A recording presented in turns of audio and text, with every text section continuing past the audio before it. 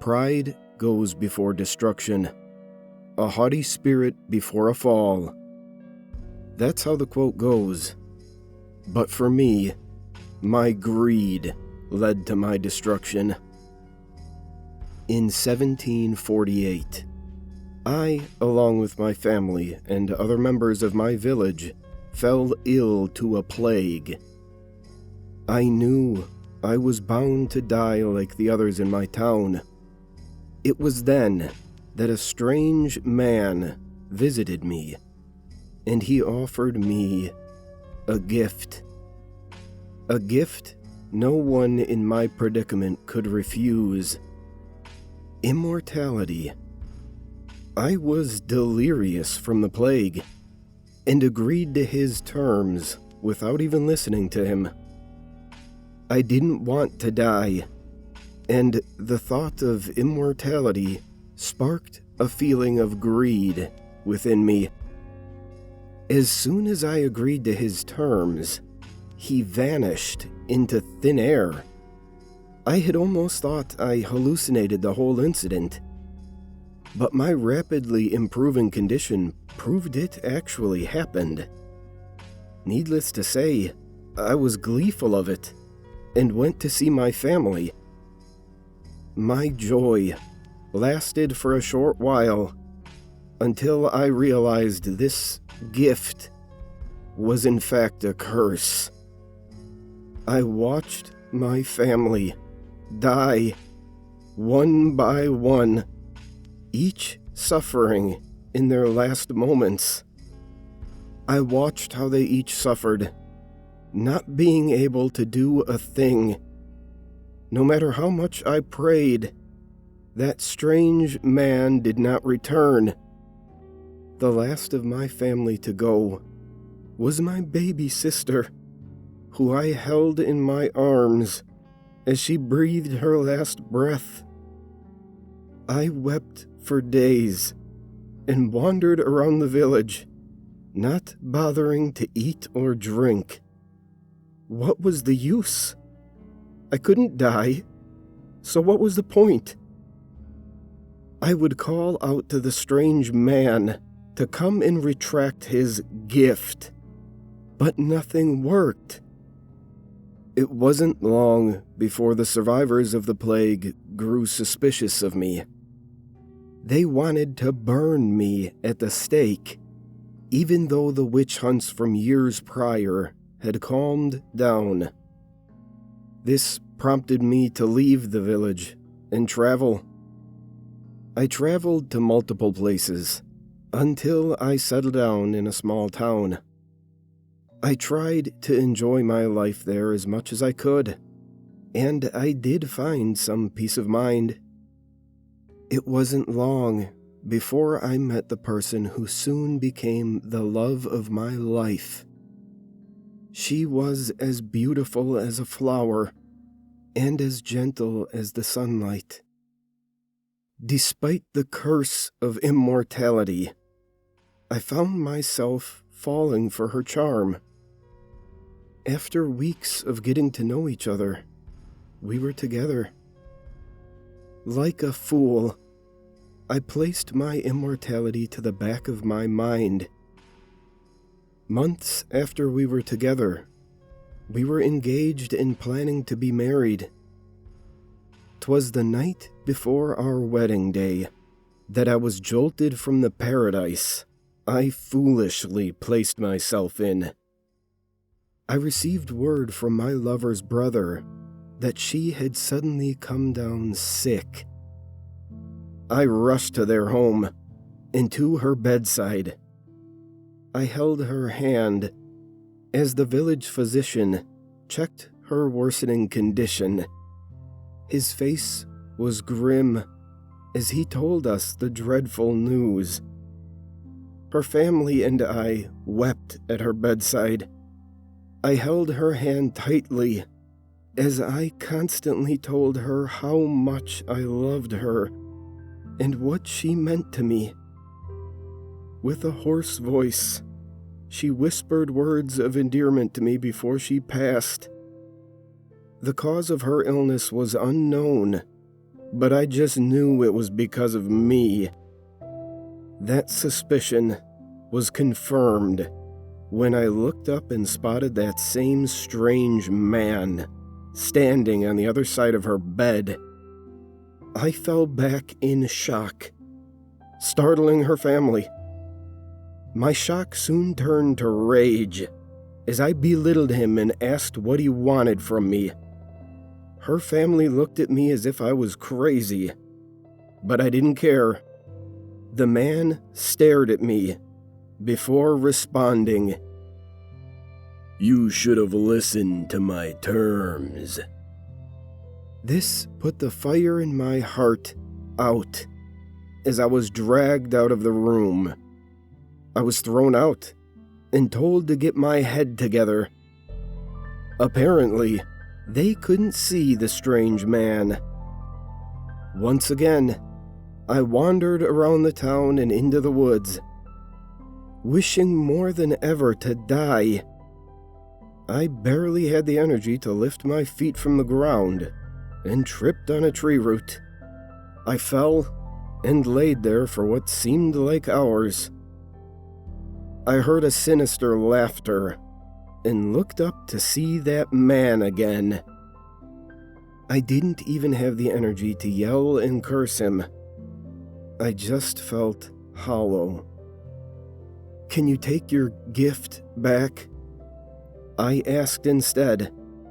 He laughed. "Once the gift has been given, it can't be returned. You should have listened to my conditions before agreeing." I cursed myself. "Can you at least tell me what the conditions were?" "I don't see the harm in that, so I might as well. There were 3 conditions.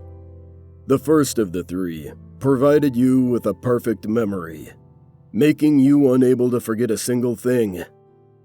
The second of the 3, if you are to receive a fatal injury to mortals, you will die momentarily and experience that pain tenfold. And finally, the third condition. Anyone you love will die." He responded after much contemplation. I pulled myself up to my knees as my stomach twisted. I felt sick just listening to the conditions. I couldn't even get mad at him because it was my own fault this has happened. He vanished into thin air, once more leaving me to my own devices. I curled up as small as I could, as sobs racked my body. After this, I moved from place to place, never staying for long. I kept my distance from people as much as I could, fearing that I might bring about their death as well. I continued like this until 1823. In 1823, I experienced the second of the 3 conditions. I was roaming the woods somewhat close to a town, but I didn't pay much attention to it. I had just passed behind a large tree when I was struck in the neck by a bullet. It shattered my esophagus, and blood gushed from my neck. I grabbed at my neck to stop the bleeding, but it was too late. I went unconscious and continuously experienced that pain tenfold. It was like my very own personal hell. It was then that I developed a fear of death, even though I couldn't die. I wasn't sure how much time had passed when I regained consciousness, but the sun was rising once more. The last I remember before I fell unconscious is that it was midday. My neck ached as I remembered the pain, and I immediately grabbed it. Thankfully, everything was healed up as if nothing happened. but I couldn't forget it. Even to this day, I can vividly remember that pain, but it was not the worst I experienced. In 1940, I was in England when the bombing, the Blitz, occurred. I was close to where a firebomb hit. Not only was I burned alive, but I was hit by debris and broke many of my bones.